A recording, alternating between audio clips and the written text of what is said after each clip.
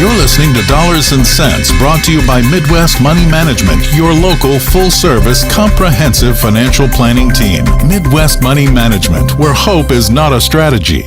We've got him. Connor's on. Connor's a certified financial planner professional at Midwest Money Management. Connor, how you doing?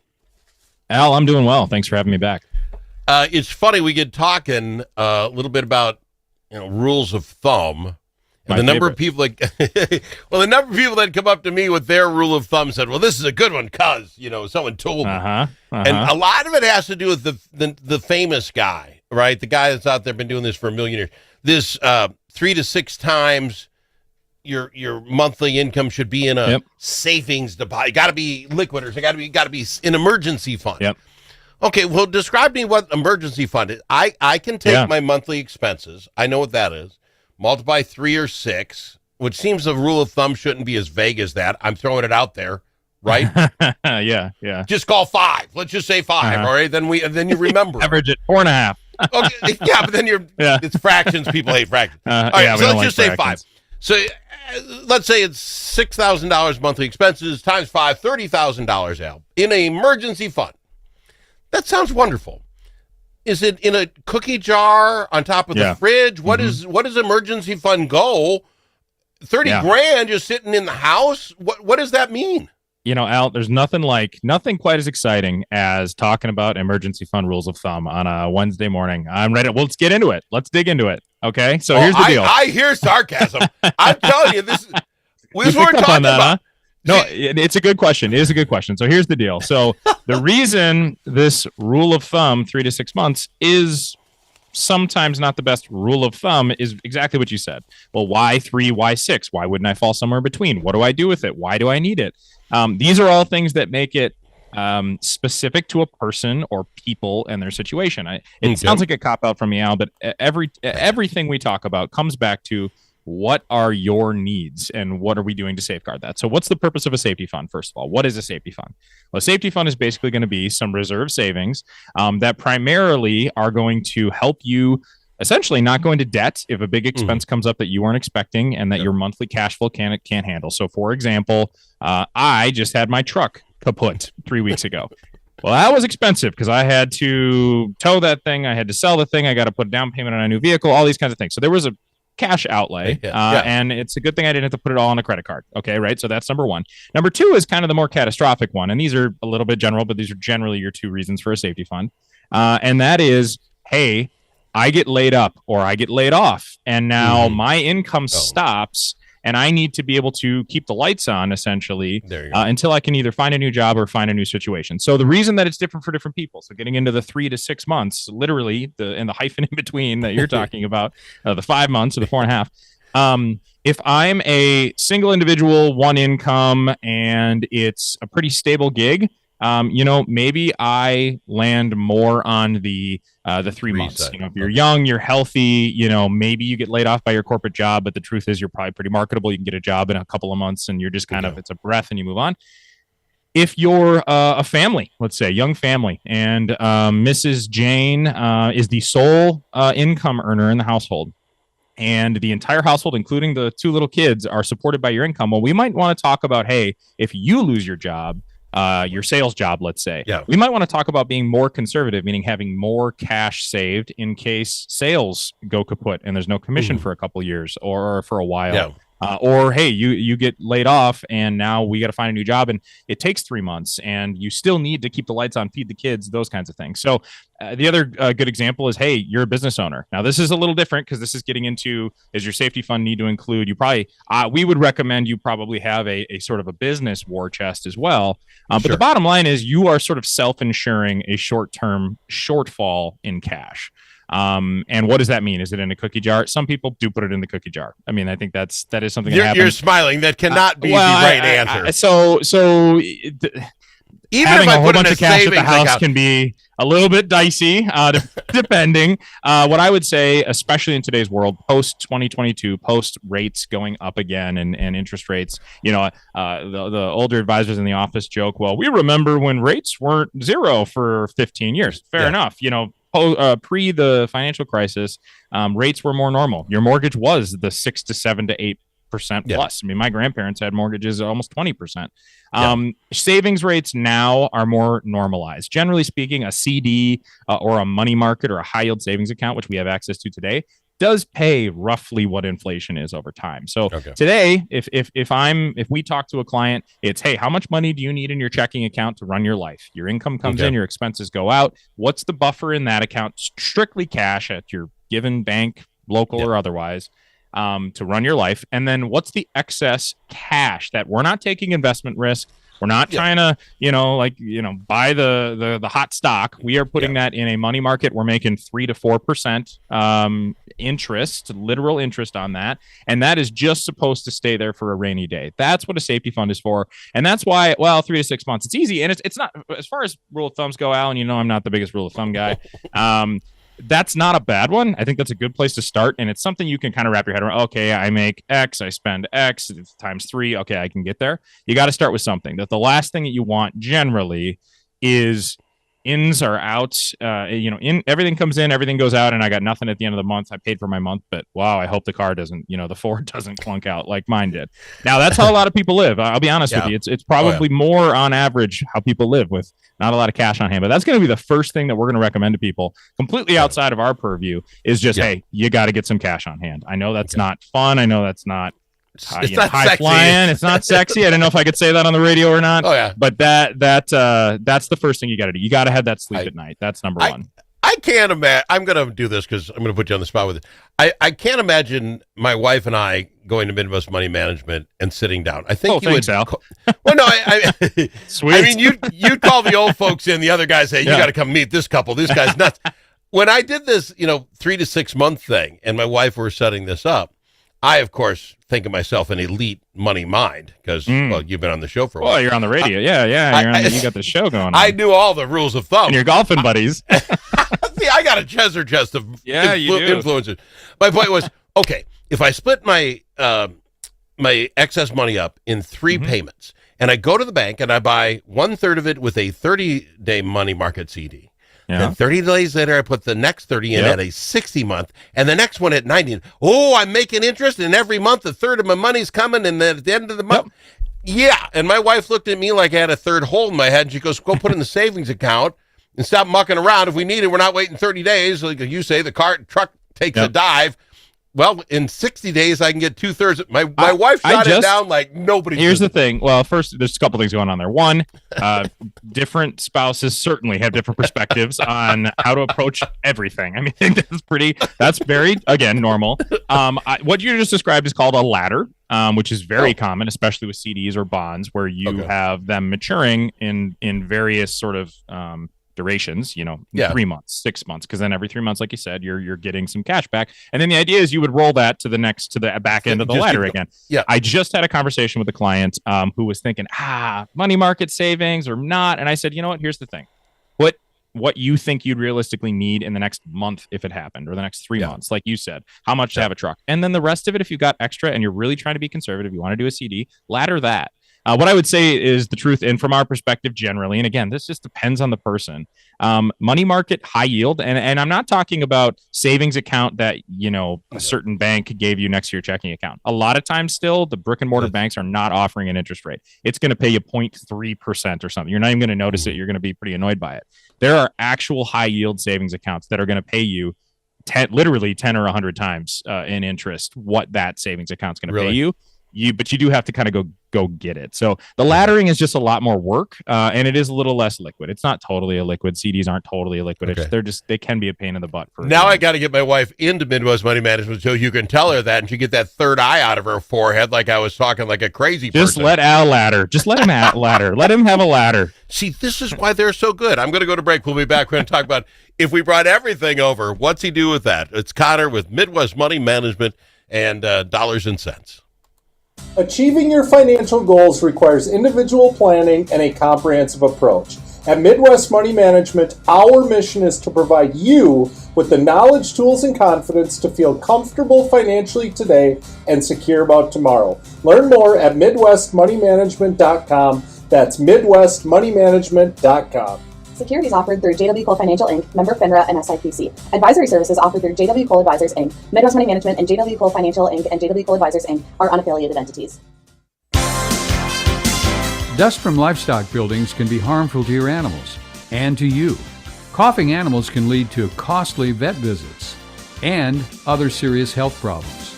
Now there's an environmentally safe solution for your dust problems. It's called DustLock. DustLock can control the dust all summer long with just one application. Protect your animals and your health with DustLock. Learn more at dustlock.com.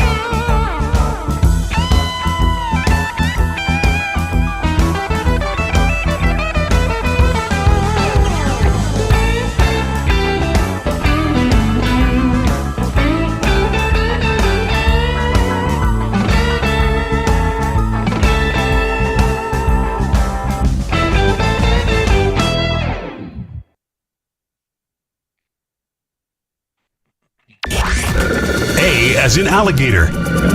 L also in alligator. But it's not alligator. It's the Al Travis Show. And we're doing it. Dollars and Cents brought to you by Midwest Money Management. Connor, certified financial planner professional at Midwest Money Management. All right, Connor, so here's the thing. I just set up the stage. It is not necessarily me and my wife, but there might be some similarities. We come to Midwest Money Management. Wife's been a teacher. She's got a 403B something or other. Don't even know how that thing works. She's just been plucking money in there. I worked for the cable company for a while. I have a 401k and some money in there. One of us might have saw some gold commercials and buy gold because it's going to go 25 times the national average when the world goes to heck. And then the silver guy came on and said, well, wait a minute, silver is going to do 2 times gold. So might have some silver, might have some gold. And when I say that, maybe it's paper because I don't. What am I going to send me gold bullion? So is that? And then somebody, because I have great golf buddies, maybe said, you got to go crypto. So I have like 2 nickels in crypto. I don't know what that means. I have no idea. I don't even understand it. But I come and I puke this on you. I put it on your desk. My wife and I said, oh, and by the way, I talked her into laddering my emergency fund. Your emergency fund. Well, Al, I got to tell you, you really set the stage here. You ended the last segment going, my wife and I would never come and talk to you. And apparently I gave you a good enough answer on that you're like, okay, what if we came and we gave you everything we've ever given? So, hey, I'm apparently feeling that much last more answer, comfortable. yeah, really got it done. Okay. Well, the host. Thank you. Thank you for that. The audience appreciates it. What you're describing is exactly what we deal with every single week. Really? It is. Yeah. Oh my goodness. The average person, especially a person that, has been around the block, has been working for, 15, 20, 30, 40 years, especially those folks getting close to kind of classic retirement age, they've got stuff all over the place. I mean, we have combined 401ks and retirement accounts from other jobs. Over the course of a career, a lot of people hop around, right? It might be one, it might be two, it might be three. Some folks, kind of keep up with it and they just kind of combine the last one into the current one and keep doing that. And so you got this big pot that fantastic. So we absolutely, we kind of have a system that we get our arms around. Hey, the first conversation, frankly, is not generally, hey, let's lay everything out you have and give us, the keys to the castle. That isn't generally how it is. Our first meetings, I've talked about them before. We call them compatibility consultations. Totally, you're not locking yourself in anything. It doesn't cost anything. It is just, we kind of loosely joke, it's like a first date. We're trying to figure out if what we offer is something that you need, and if we think we'd like working with you. It's not going to help anybody if we, force something that's not there. So that first conversation is just really kind of introducing us, introducing you. Once you get to the point where like, hey, I need help with this stuff. I got stuff all over. I want to know what it means. Now we're going to be bringing stuff in. It's going to be statements for different accounts. So your wife's 403B, which is very similar in most ways to a 401k. Both of those are just real layman's terms. Those are just work retirement accounts. Back in the day, lots of places had pensions. Companies realized we can't afford to support every employee ever's retirement plan. So they started putting the onus of retirement savings onto the employee. That's where your 401k come from. But do you look into them like is just a would you look into her 403B and say, oh, you're in, I don't know, whatever in the world they're in, and then you look at mine and say, oh, with these groups, so now you're in too much super capitalized stuff. I mean, the word don't make sense to me. No, totally. So we absolutely help clients. Our sort of compensation is an asset management fee. We don't get paid asset management fees on assets that are held away. So there's obviously a conflict of interest for us to say, well, just bring your 401k here. Now, what I will say is there's a couple of things at play here. 401ks, work retirement accounts, are designed to be accumulation vehicles. They are designed to, you don't even really notice that you're saving. You get used to it happening coming out of your paycheck. That is what they're for. What they're not really for is protecting what you've built by the time you're ready to retire or getting close to it. And they're not really built for distributions. You can take money out of a 401k and spend it, but it's much more clunky than what would be called an IRA or an individual retirement account, which is just a private version of the same kind of tax dollars. So what the government actually realized was, hey, we need to allow for people to take the money out of the 401k even before they retire, potentially, and put it in an IRA so that they can have many more options for investments. They can have it professionally managed if they want, those types of things. So a lot of times the 401k is stuck there until you have what's called a qualifying event. You retire, someone dies, you get divorced, things like this, or you go to a different job, and then you can move those to different things. After a certain age, the government will allow you to move those dollars to something that's a little more nimble, which would be an IRA. So sometimes it's, hey, we're retiring. We've got these old plans. We want you to manage them. We could consolidate and help you make sense of it and help you with those. Sometimes it's, hey, I've got another 5 or whatever years to retirement. I've got most of my money in the 401k. Well, then we're going to go, okay, how can we help you? Where can we help you right now? And then let's look at your allocation between your wife or whatever. Let's make sure you're not over your skis. Let's make sure it's reasonable. We do have a program that we offer that allows us to quarterly, and we're actually working on it right now. Help folks. They have to do the changes, but help them, make changes based off of kind of what's happening in the markets and things in their 401ks. We can't directly manage them. But we have ways to work around that. So regarding the golden things, interestingly, gold has been kind of poo-pooey for a long time. And just the last probably 18 months, it's actually overtaken the S&P 500 over the last 20 years. But my point is, with all that, when I say gold and silver and make fun, you at Midwest Money Management would look at that whole thing and say, you know what? Absolutely. I know you bought gold, but right now, let's keep it or don't. I don't really care. But you guys would work it in or say at some point, you had it now, you had a good run, let's get out. We actually invest in gold and silver in our managed accounts in part. So we are definitely, we would include that, and that is part of your financial picture, and that's all part of the big pie that we put together. Yep. All right. So if somebody's listening to this fine program, they're thinking, you know what? My wife and I, we need to go puke our money on someone's table and have them help us out like Al did. How do they get that Midwest Money Management do that? How can they do that? Absolutely. So easiest thing to do to check us out is go to our website, midwestmoneymanagement.com. You can also email me or our whole team at team@midwestmoneymanagement.com or Connor, CONNOR, at midwestmoneymanagement.com. If you're a phone person, give us a ring, 651-204-3000. That's 651-204-3000. You'll probably get me picking up. All right, and the rules of thumb, they're rules of thumb, and we love going over them. Appreciate you being here, Connor. I really do. Thanks for having me, Al. We'll see you next time. Dollars and Cents with Midwest Money Management on the Al Travis Show. You've been listening to Dollars and Cents, brought to you by Midwest Money Management, your local full-service comprehensive financial planning team. Midwest Money Management is located at 17316 Kenyon Avenue in Lakeville, Minnesota. Securities offered through JW Cole Financial Incorporated, member FINRA and SIPC. Advisory services offered through JW Cole Advisors Incorporated. Midwest Money Management and JW Cole Financial Incorporated and JW Cole Advisors Incorporated are unaffiliated entities. Any opinions expressed are those of Midwest Money Management and not necessarily those of JW Cole Financial. You should consult a qualified professional for advice on tax and legal matters.